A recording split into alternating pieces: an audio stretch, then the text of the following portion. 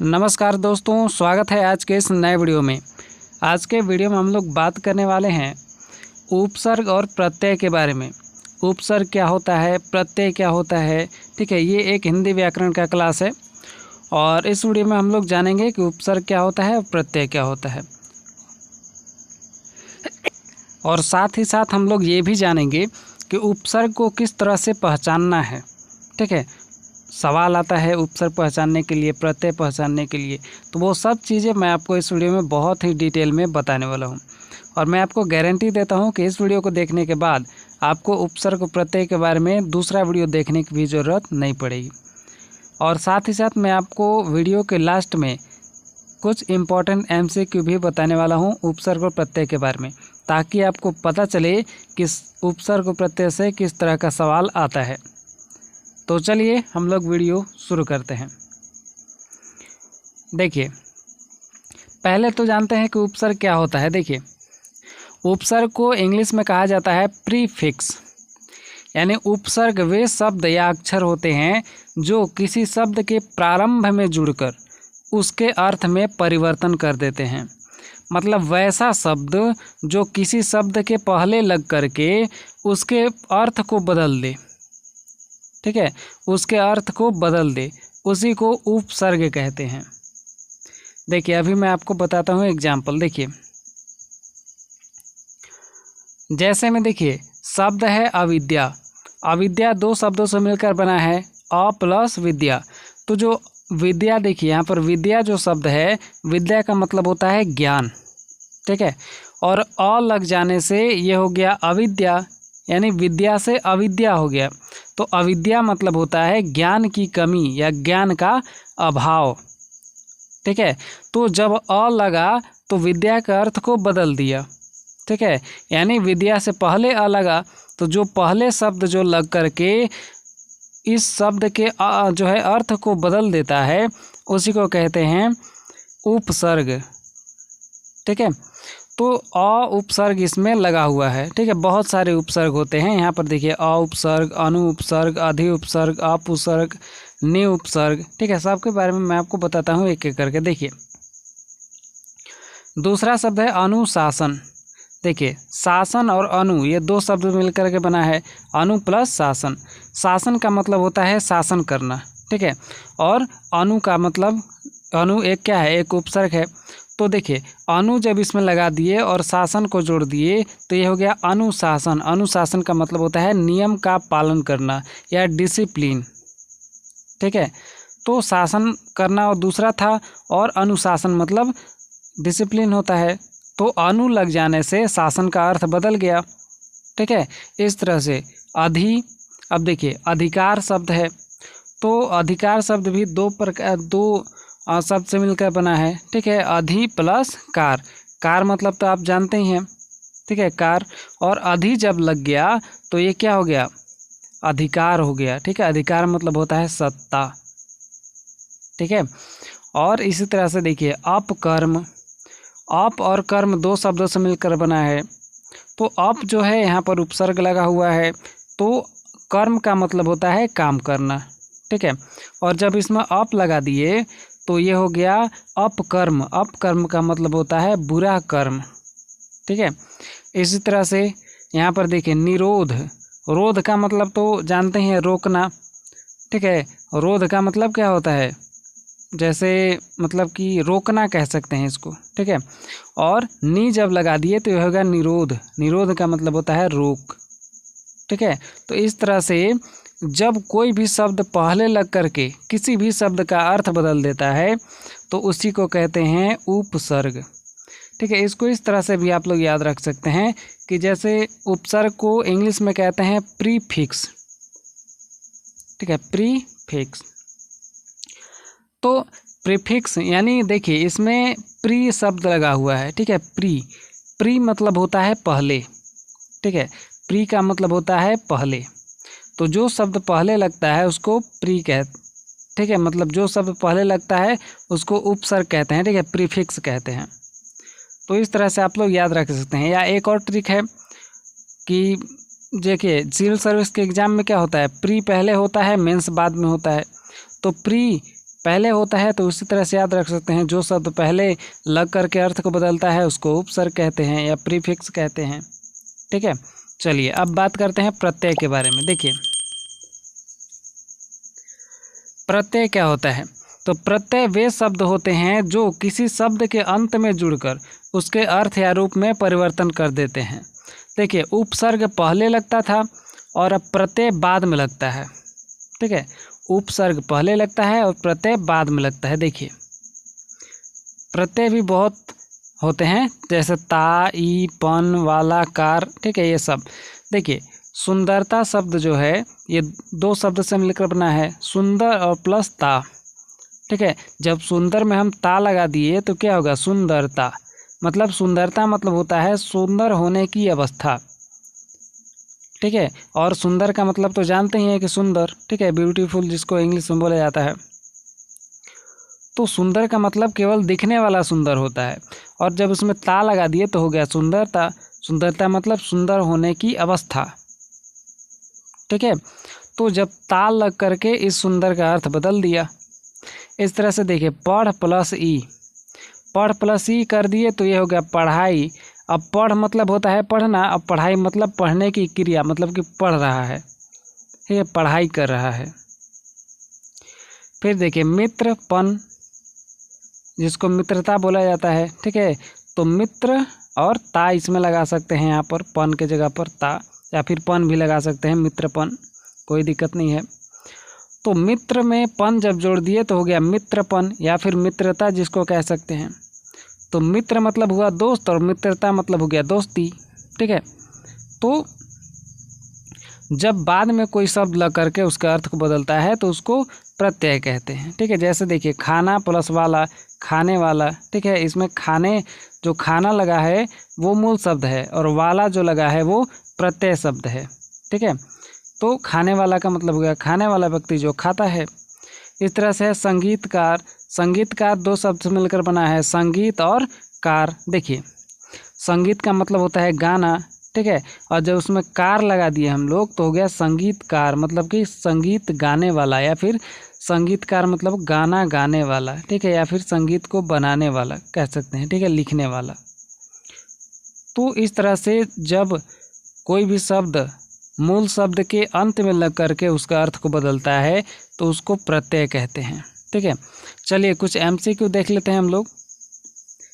देखिए पहला सवाल है, निम्नलिखित में से किस शब्द में अ उपसर्ग का प्रयोग हुआ है। तो अ उपसर्ग का प्रयोग इसमें जो है कहाँ पर हुआ है, ये कैसे पता करना है वो मैं आपको बताता हूँ। देखिए अ उपसर्ग पूछ रहा है ना, ध्यान दीजिए सभी शब्द में कि किसको हम लोग तोड़ सकते हैं, किस शब्द को हम लोग तोड़ सकते हैं दो भागों में। तो देखिए पहला है अविश्वास, तो इसको हम लोग, विश्वास एक शब्द होता है अलग। ठीक है, एक शब्द अलग होता है विश्वास, तो हम लोग अ प्लस विश्वास ऐसे कर सकते हैं। ठीक है, अब देखिए दूसरा क्या कह रहा है, अपार। अब पार कोई शब्द तो नहीं होता है जिसमें कि अ लगा दें, तो ये अपार एक पूरा शब्द है। ठीक है, अपार एक पूरा शब्द है, एक ही शब्द है। इस तरह से अनुरोध, अनुरोध, अब इसमें भी हम लोग जो है ये भी एक अलग शब्द है। ठीक है, और इसमें यहाँ पर अनु उपसर्ग का प्रयोग हुआ है। ठीक है, इसको अगर हम लोग अलग करेंगे अनुरोध को तो क्या होगा, अनु प्लस रोध, है ना, अनु प्लस रोध हो जाएगा। तो सवाल में क्या पूछा है कि सवाल में पूछा है कि अ उपसर्ग कहाँ पर यूज हुआ है, तो यहाँ पर तो अनु है। ठीक है, इस तरह से इसमें भी डी वाले ऑप्शन में भी अनु है। ठीक है, तो यहाँ पर पूछ रहा है अ, तो अ किस में है, तो पहले वाले में यानी अविश्वास में। ठीक है, अविश्वास में अ उपसर्ग है, उपसर्ग पहले लगता है तो हमें पहले वाला देखना है, तो अ उपसर्ग पहले वाले में लगा है, इसलिए सही उत्तर हो जाएगा इसका अविश्वास। ठीक है, इसमें अ उपसर्ग लगा हुआ है। चलिए नेक्स्ट, किस शब्द में प्र उपसर्ग का प्रयोग हुआ है। देखिए प्र उपसर्ग किस में लगा है, तो प्र उपसर्ग यहाँ पर देखिए प्रतिष्ठा, अगर हम इसको ऐसे तोड़ेंगे तो प्र प्लस तिष्ठा हो जाएगा, क्योंकि तिष्ठा एक शब्द भी होता है, ठीक है, एक अलग शब्द होता है। प्रयास, इसमें भी हम लोग करेंगे प्र प्लस यास, ये भी एक अलग शब्द हो जाएगा। प्रसंग, ये भी एक प्र प्लस संग एक अलग शब्द हो जाएगा, ठीक है। तो बच गया डी ऑप्शन, जिसको सभी, तो सब में प्र लगा हुआ है ना, तो सब में प्र लगा हुआ है, इसलिए सब सही होगा, यानी कि डी ऑप्शन सही हो जाएगा। सभी में प्र उपसर्ग का प्रयोग हुआ है। अगला, निम्नलिखित में से कौन सा शब्द ता प्रत्यय के प्रयोग से बना है। अब ता किस में लगा है, देखिए ता किस में लगा है, मानवता लगा है, ममता लगा है, मित्रता लगा है, यानी कि सब में है, ठीक है, सब में। चलिए नेक्स्ट, निम्नलिखित में से किस शब्द में नी उपसर्ग का प्रयोग हुआ है। नी किस में लगा है, देखिए ये पहला शब्द है निर्देश, ठीक है, पहला शब्द है निर्देश, तो इसमें भी नी लगा हुआ है ना। अगला है निमंत्रण, नी लगा हुआ है, निराश नी लगा हुआ है, यानी कि सब में नी लगा हुआ है, ठीक है, तो सभी उत्तर सही हो जाएगा। चलिए, किस शब्द में ई प्रत्यय का प्रयोग हुआ है। देखिए प्रत्यय पूछ रहा है, यानी कि बाद में, ठीक है, लास्ट में, तो ई प्रत्यय, देखिए ई किस में लगा है, तो सिंपल है, एक ही में है, चला ई, ठीक है, तो सही उत्तर हो जाएगा तीसरा ऑप्शन, ठीक है, चलाई, चलाई में ई प्रत्यय लगा हुआ है। चलिए नेक्स्ट, इसी तरह का सवाल आता है, और हिंदी व्याकरण का और भी वीडियो अगर आप देखना चाहते हैं तो प्लेलिस्ट में जाकर के देख सकते हैं। हिंदी व्याकरण क्लास के नाम से प्लेलिस्ट बना हुआ मिल जाएगा, आप वहां पर देख सकते हैं सभी व्याकरण के वीडियो, ठीक है, जैसे संज्ञा, सर्वनाम, विशेषण, क्रिया विशेषण, सब कुछ मिलेगा वहां पर। चलिए अगला सवाल है, निम्नलिखित में से कौन सा शब्द कार प्रत्यय के प्रयोग से बना है। कार किस किस में लगा है, देखिए कार, देखिए कार यहाँ पर पहला ऑप्शन क्या कह रहा है,